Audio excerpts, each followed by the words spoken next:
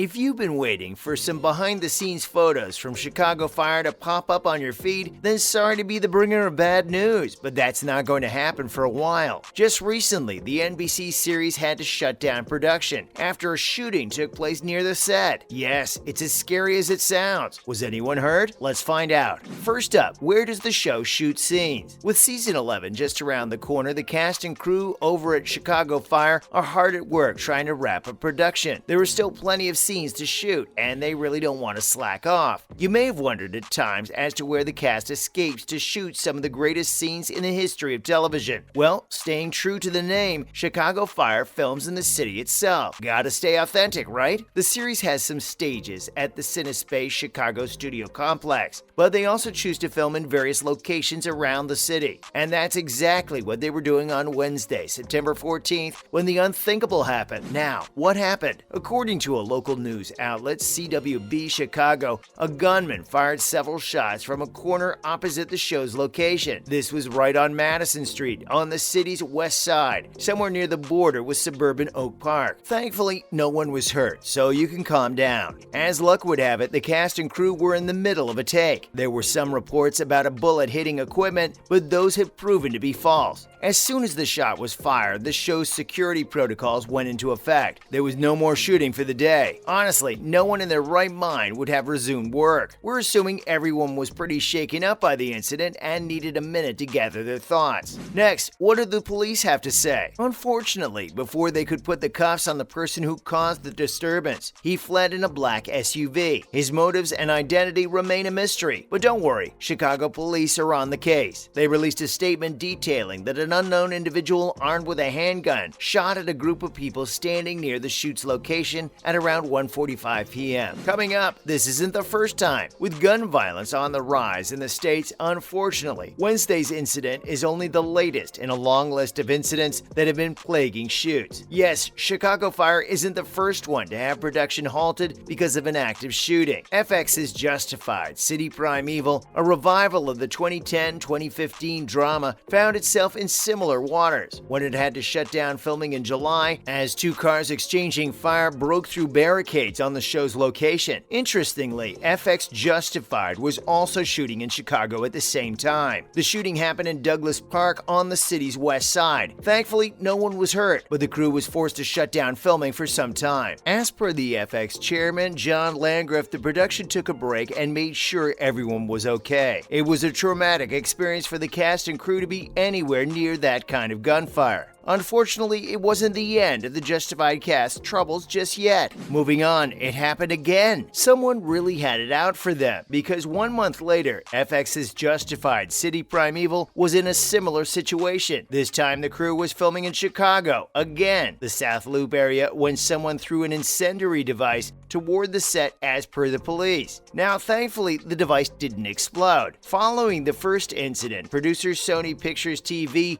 made the wise decision to amp up the security on the production site. A trained security team consisting of Army Rangers, former Navy SEALs, and a hostage negotiator were brought in. But it seems like he might need to pull out the big guns. No pun intended. Much like in previous incidents, the culprit remains unarrested and unidentified. Let's take a look at how fans reacted. Well, like always, if you head over to Twitter, you'll find it in chaos. Fans are seriously concerned for the safety of the crew following the incident. Others seemed grim about the future, saying that this is never going to get better. There was one fan who pointed out that maybe the production should shift to a safer location, like Elk Grove Village and Burr Bridge. Another talked about how they were on the set the week before and noticed only one police officer in a car. With the crew and filming taking up a huge area and several blocks, they definitely need to amp up security and not just hire muscle to keep fans back. And on that note, one Twitter account was telling others about how it's never safe to go out and watch filming somewhere in the city. Finally, a look at Chicago shootings. Well, things are kind of bad in Chicago. The city is on its way to recording more than 600 homicides in 2022. But on the bright side, the number is down more than 10% in the first half of the year compared to the last 2 years. According to the data from Chicago Police Department, there have been 310 homicides and 1,255 shootings in the city till the end of June. On that note, the police have recorded 6,205 firearms this year, which is a 5% increase compared to last year. The weapons include around 400 unserialized ghost guns and 500 assault weapons. The Chicago Police Department still has a long way to go. We mean, if your residents are tweeting things like, "It's Chicago, what did you expect?" then you probably need to put in more hours at work. Still, the city is making progress. Gun laws in the city of Chicago are quite tough, and hopefully we'll see the situation improve with time. Now, in other related news. First up, Chicago Fire is going to return this month. Some folks may tell you that 4 months is not a long wait, but ask a Chicago Fire fan and they'll give you a different answer. The NBC series is finally returning this month with the 11th season. The broadcasting network has really had us on the edge of our seats with all the promos and teasers. We're looking at major storyline developments for characters like Severide, Kid, and even Brett. The season premiere is titled Hold On Tight, and we're hoping it'll finally give us some updates on what happened to Severide during their honeymoon. The synopsis did say that their lovey-dovey vacay is interrupted by a dangerous person from their past. But who is it? On that note, Kid's former academy classmate is going to join Firehouse 51, and Brett and Violet are going to reassess their relationship in the first episode, as per the synopsis. If only we could fast forward to September 21st. Next, Where's the Ring? Before production stopped, we were getting updates from behind-the-set photos. One such update came from Hanako Greensmith's Instagram stories. The photo shows some cast members sitting around, probably resting in between takes. Specifically, we have Gallo, played by Alberto Rosende, Herman, played by David Eigenberg, Kids actor Miranda Ray Mayo, and Moosh. Now, when have fans not put any photo posted by their favorite actor under the microscope? That's exactly what happened, and look at what they found. Kid's wedding band was missing. Yes, both of his hands were visible, and we double-checked. There was no wedding band. So what's the big deal, NBC? Are the writers planning to introduce some marital issues for our favorite couple down the road? Pretty cruel, since they're starting off the season with their honeymoon. Or are we looking into things? Guess we'll have to wait and find out. Finally, Kara Killmer is teasing a return. Looks like things are going to get really complicated in season 11. Kara Killmer, who plays the ever-so-gorgeous Sylvie Brett on the show, just teased a little something that sent everyone in the fandom into a frenzy. Apparently, one of Sylvie's old flames might be coming to Windy City to try again with the blonde beauty. In the last season, we saw Matthew Casey and Sylvie's decision to stay together, even though the former decided to move to Portland, Oregon. We weren't expecting things to be easy for them going into the season, but introducing Sylvie's past lover? We can tell the writers were really in the mood to shake things up when they came up with this plot line. In an interview with TV Insider, the 34-year-old actress said she has the paramedicine program she created. You're really going to see her try to make a difference in the city. You might see an old love pass through too. She really didn't hold back, did she? Of course, ever since she said this, fans have put on their detective hats and are hard at work trying to figure out who it could be. Well, that's one way to pass the time until the next season. Alright, that's a wrap for today's video. Do you think Chicago Fire needs to hire some extra muscle on set? Let us know in the comments section below. Make sure to leave a like and subscribe to our channel for more videos. Bye!